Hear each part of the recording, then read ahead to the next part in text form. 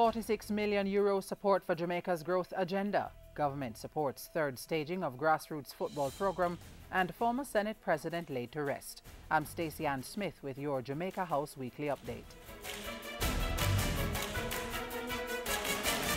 The Prime Minister last week thanked the European Union for its support of the island's growth agenda following the launch of the 2014 to 2020 European Development Fund.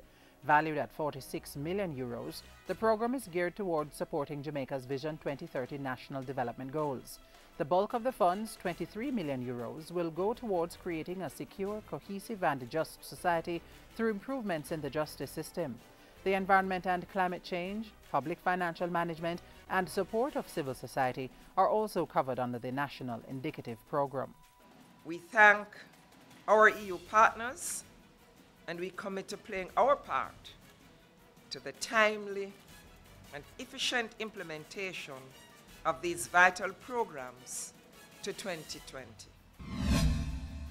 Prime Minister Simpson advised the Governor-General last week to issue the necessary proclamation for the holding of an election in central Westmoreland. Electors in that constituency will go to the polls on December 1. November 12 is nomination day. The by-election became necessary following the death of Member of Parliament Roger Clark back in August.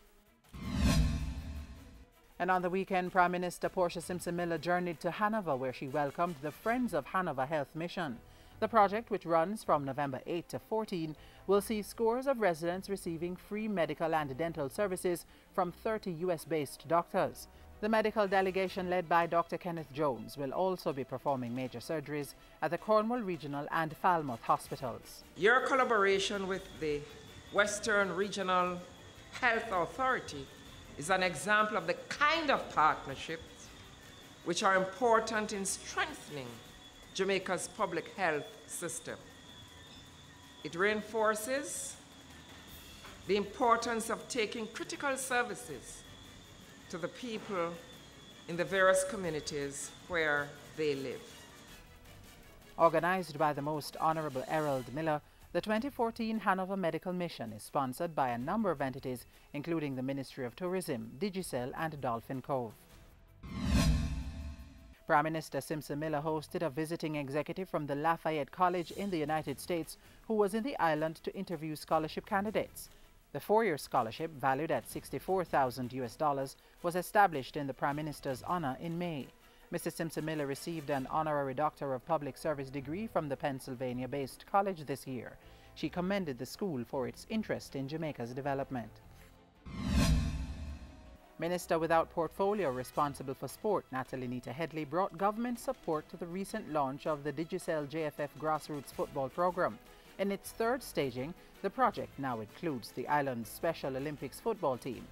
Mrs. Nita Headley had encouraging words for the hundreds of 6 to 11-year-olds who took part in the training camp. Enjoy the experience. Yes, competition is good. Wanting to win every time is good, but enjoy the experience. What you'll learn and take away from this program, you'll have with you for a lifetime.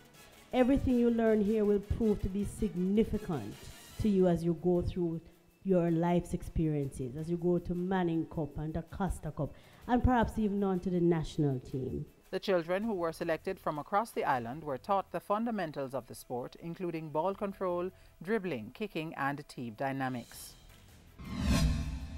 To everything, there is a season and a time to every purpose under the heaven. Prime Minister Portia Simpson participating in the Thanksgiving service for former President of the Senate, Syringa Marshall Burnett. The official funeral was held on November 6 at the University Chapel of the UWI Mona campus. Mrs. Marshall Burnett passed away on October 10 at age 79. And Minister without portfolio responsible for sport, Natalie Nita Headley, expressed condolences to the government, people and national football team of South Africa on the tragic passing of Senzo Meyiwa. The 27-year-old goalkeeper and captain of the South African national football team was shot and killed during a robbery on October 26. We just want to express our condolences and to let them know that we are with them. And that's it for Jamaica House Weekly. Join us next time for the latest developments in the office of the Prime Minister.